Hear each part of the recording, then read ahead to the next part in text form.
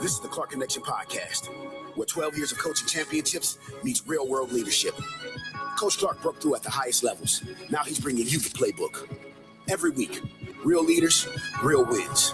Real strategies you can use Monday morning.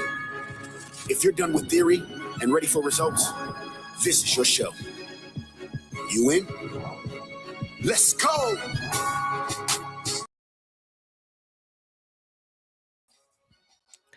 All righty, and welcome everyone to our live version of Ask the Coach. I'm your host, Aaron Clark, aka The Coach, and appreciate you guys all being on here. And Twizzler, I appreciate you telling everybody that I am so pretty. So we're coming to you live, YouTube, TikTok, Facebook.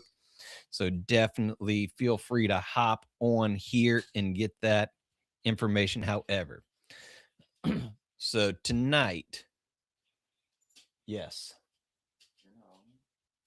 Yeah, I'm on this. No, so tonight, we are going to be talking about hiring techniques. And I'm going to warm you up front. Most of leaders are terrible at hiring. So they hire fast, they hire emotionally, and they hire based on personality because when they hire, they're desperate.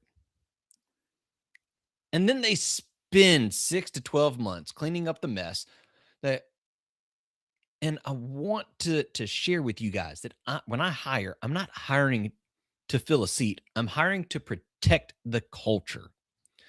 So tonight, I'm going to walk you through my multi-round hiring process, how I filter my candidates, and why I don't waste time reading resumes up front. Like why I'm intentionally looking for red flags instead of strengths, and how I stress test someone before I ever put them on the team. So if you're serious about building a team of leaders and not just employees, this is going to challenge the way you think.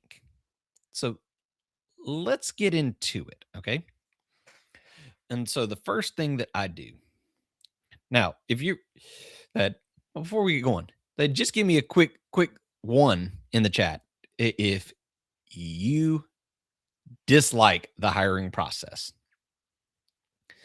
Because that's a lot of why I do what I do. I dislike the hiring process.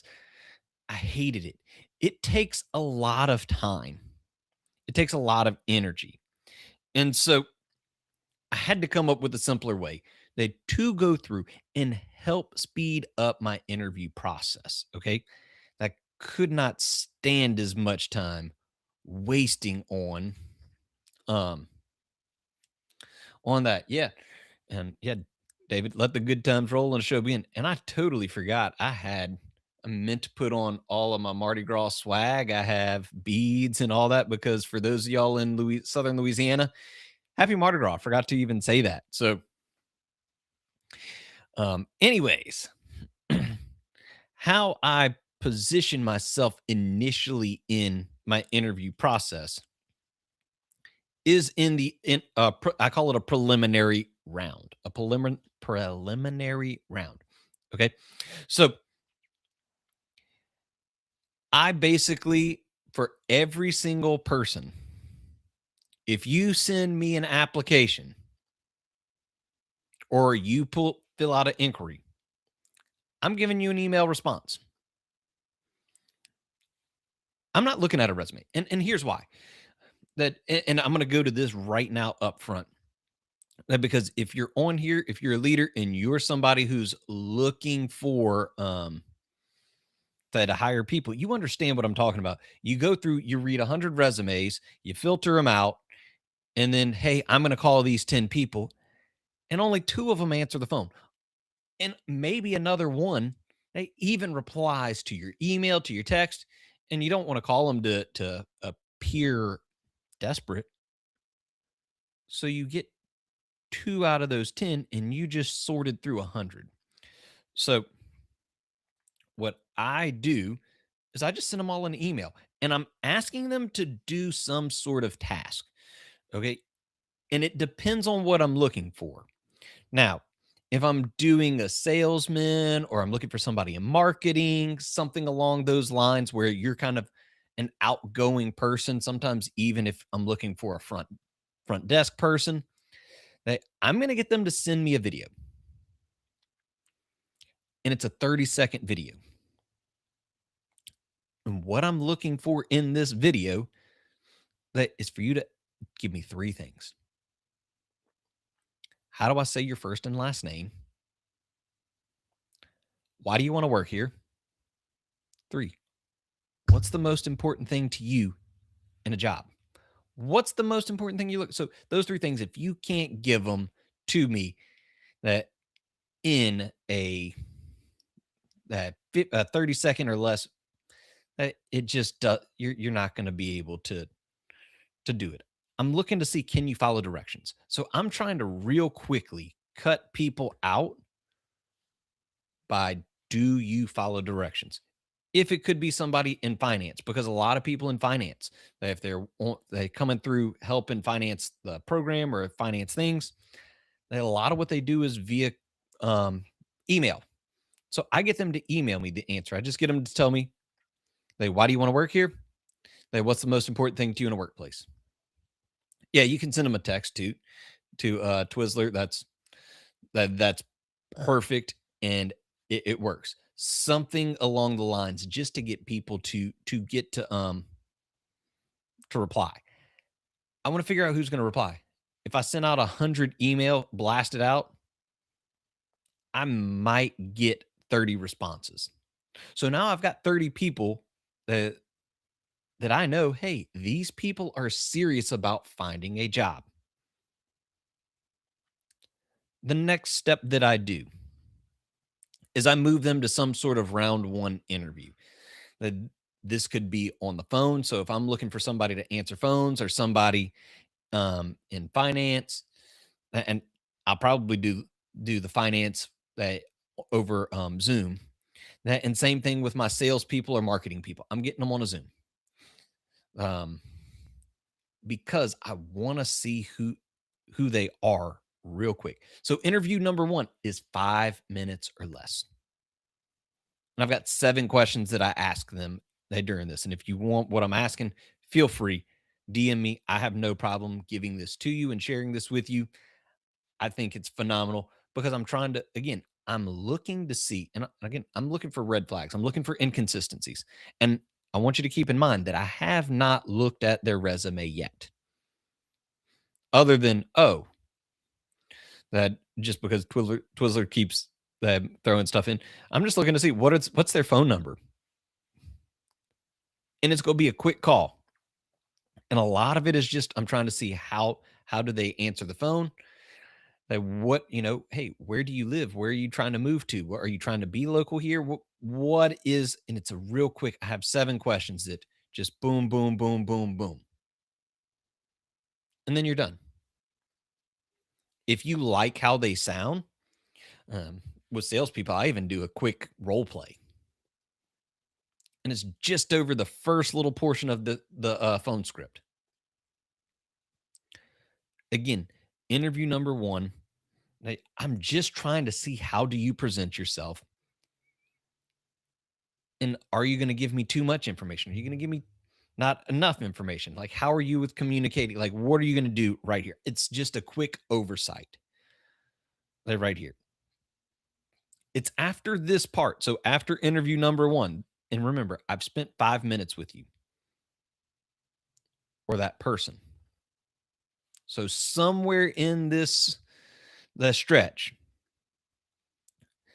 keep in mind, if I'm doing it the old fashioned way where you go through and you look through all the resumes and you read to see, do they meet all these qualities of what you're looking for everything,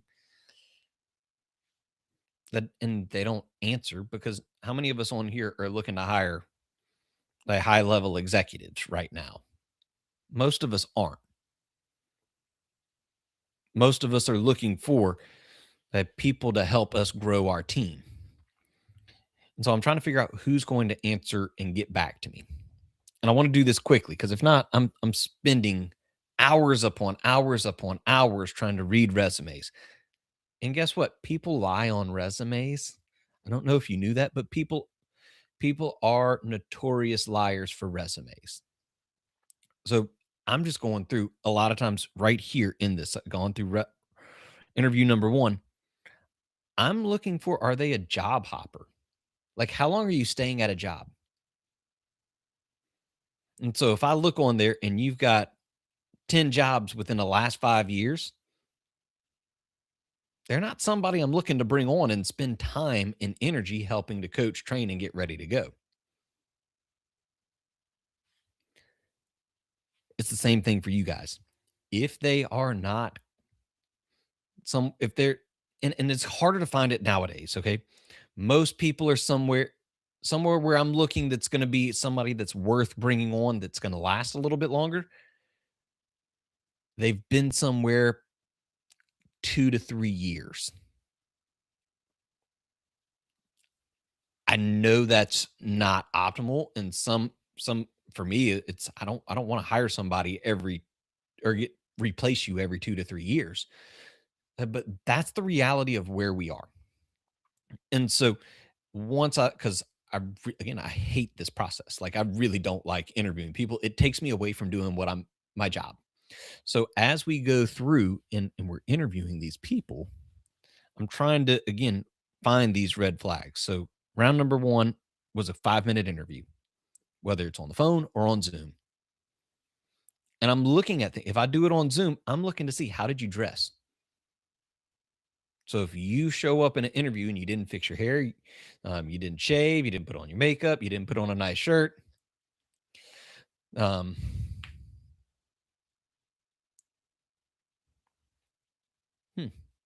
question. We can come back to that one later. Um, but yes, I'm very quickly trying to do this. Now, with a round 2 interview. So when I move them to round number 2, I've gone through their resume at this point before I invite them to the next point.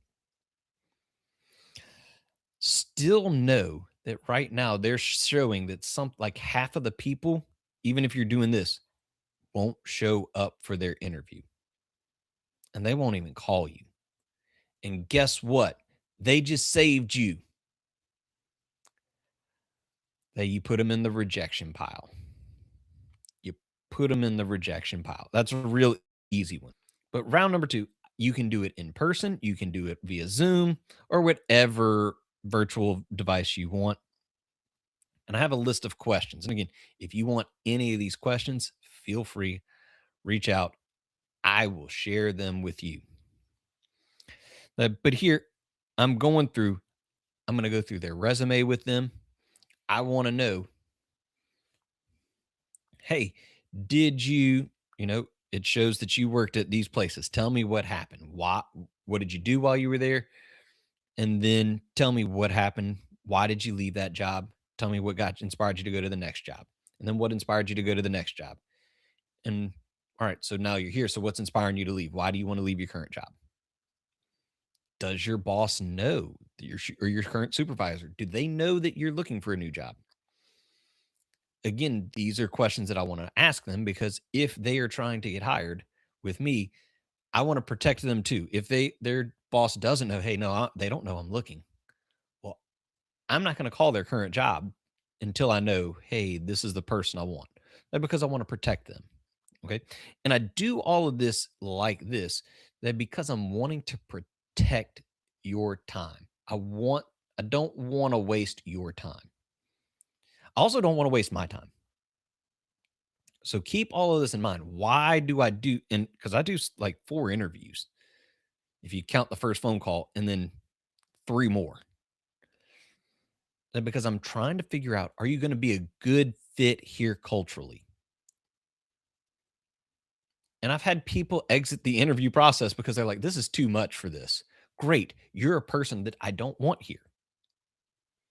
And guys, you want to find this out very early on in the process. You want to know early on, are they going to be a good fit?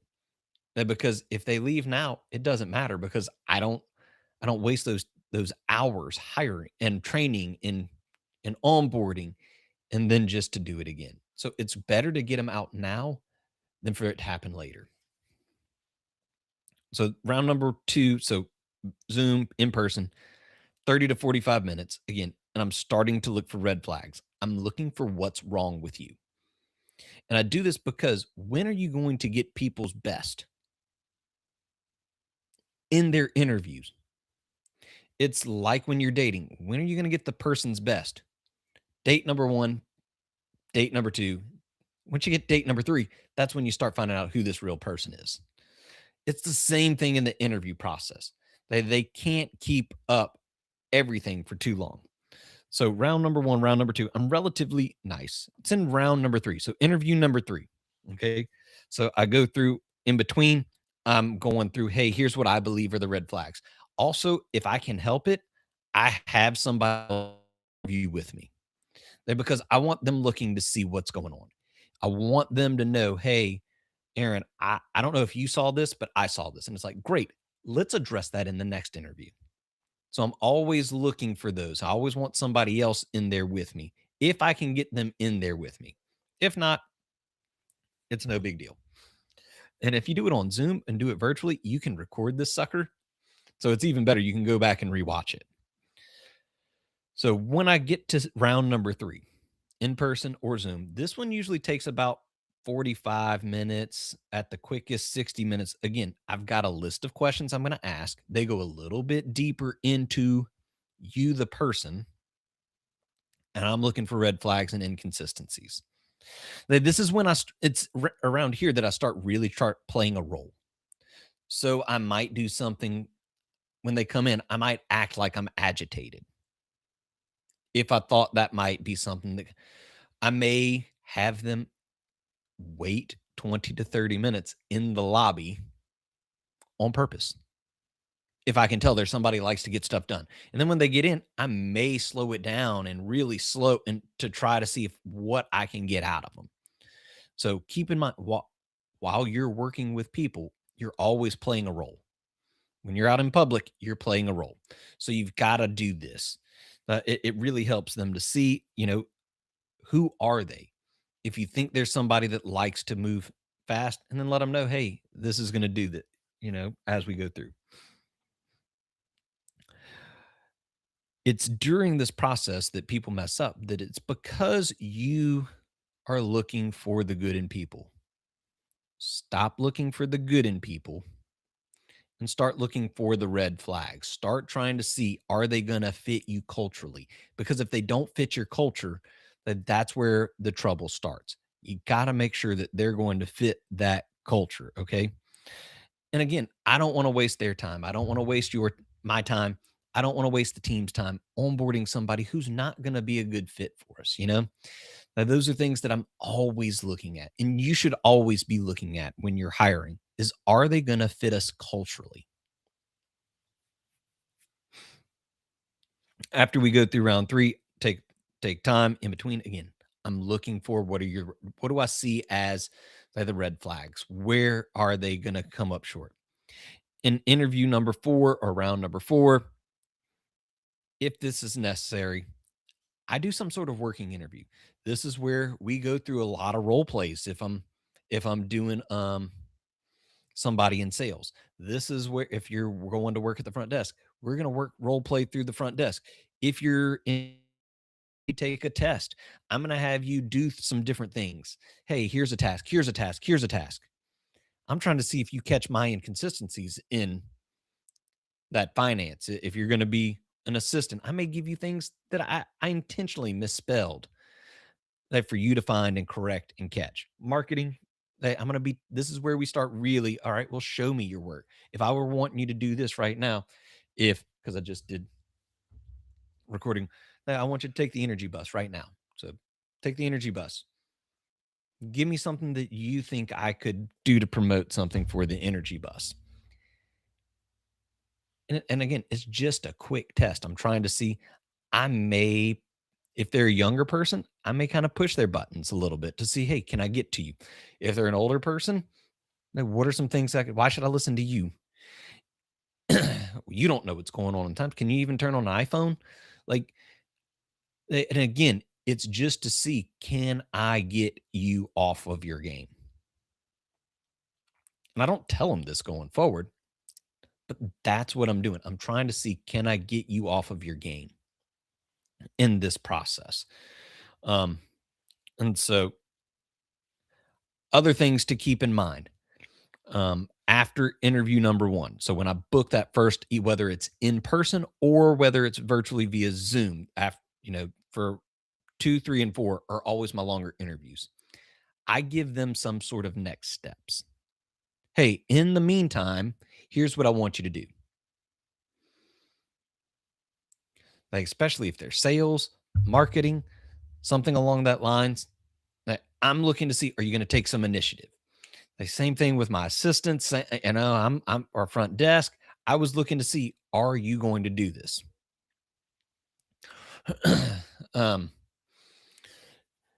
So I'm giving them something. I want to make sure, because I want to see, are you going to do it? Are you going to call me back? Are you going to do this? If we set up the next steps, yes. Hey, for instance, if I said, I'm not, hey, if you hadn't heard from me by tomorrow at noon, call me. So I'm waiting to see, how long does it take you to call me? I've had several great candidates never call me back. For sales,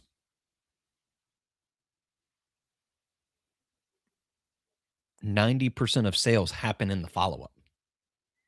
They don't come from your first appointment. So even though they were a great person, they're going to be somebody that you have to work and chase after. This is perfect, because you're not having to go through and ask and promote them to a new job if they don't work out. So you're trying to find this. Now, am I saying that I am the world's greatest hirer and interviewer?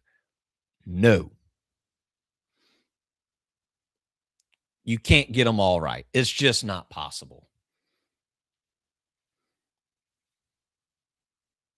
But once you realize they're not a good fit, protect your culture, protect your organization, move on. And it's okay to admit that you aren't right. Because I'll tell everybody that, I'm never wrong. Not always right, but I'm never wrong. I once thought I was wrong, but then I was mistaken because I'm never wrong. And again, it's a joke. So, like for those of you who are like, oh, well, that would mean, yes, I know. I just have a hard time admitting that yeah, it's not coming out. I'm just wasn't right. So you're protecting yourself, you're protecting your time. They have multiple interviews, even if it goes, if you do all 4 rounds within a 24-hour period, they have something that's going to protect you and your team, that's going to protect your time. It's very important that you protect the team, you protect the time. And as you create this culture, people are going to just start liking it. You'll have people there, they'll come to you, and you'll have your leaders on the team and your people within the team that'll come up to you and go, hey, that hey, Levi, I see you. What's up? Yeah, you can hop on the live in just a second. Like, you want to come on the screen?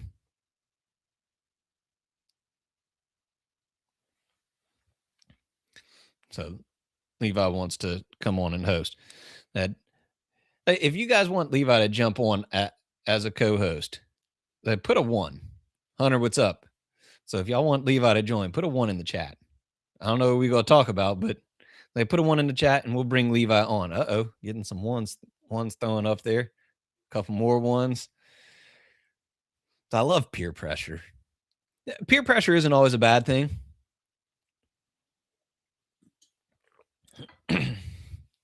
So Levi, I don't know. No, you can just come on, just click on however. Yeah, you can come in office. It doesn't matter. We'll figure it out.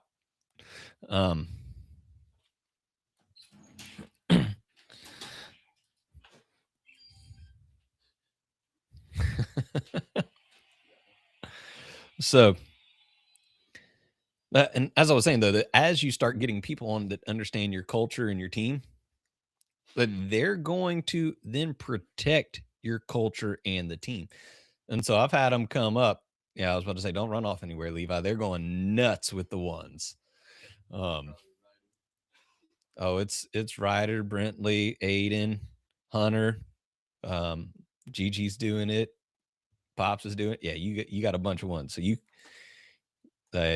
coming on live, bro. But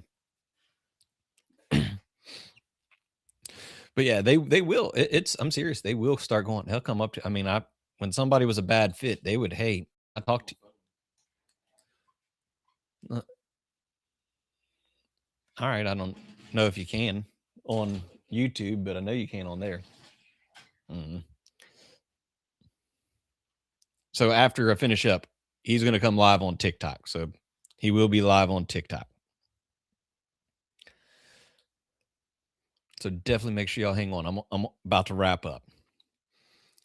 So one thing that I wanted to announce that I am going to start doing, I have created a new community on what's called Skool, SKOOL. And yes, they probably need to go to school, but it's a marketing gene. And it's probably actually the better way to spell school anyways, because wouldn't it be shul, but whatever. Anyways, so I'm launching a new community on there called Leadership Multipliers. Leadership Multipliers.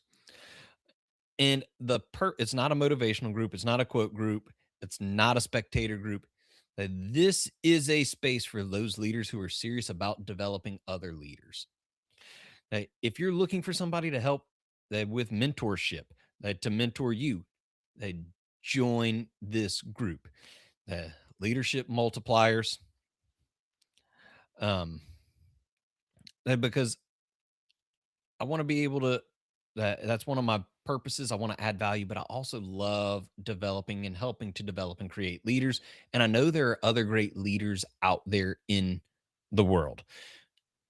So let's get in there. I'm going to be doing a lot more content in there. So if you want to get a part of that, then join my school community. I don't know how to put it in whatever. I wonder if I can just put it in a chat that sends it out to everywhere. We're going to see. It's the group it's at school.com. Leadership multipliers.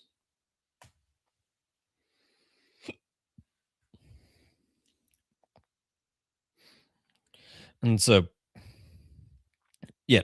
So if you're tired of that surface level stuff, guys, we're going to be going deeper here. We're going to be going deeper into it. And I'll make sure, if you're not following me on social medias, I'm going to post it on there as well, how to join via there to join my school community.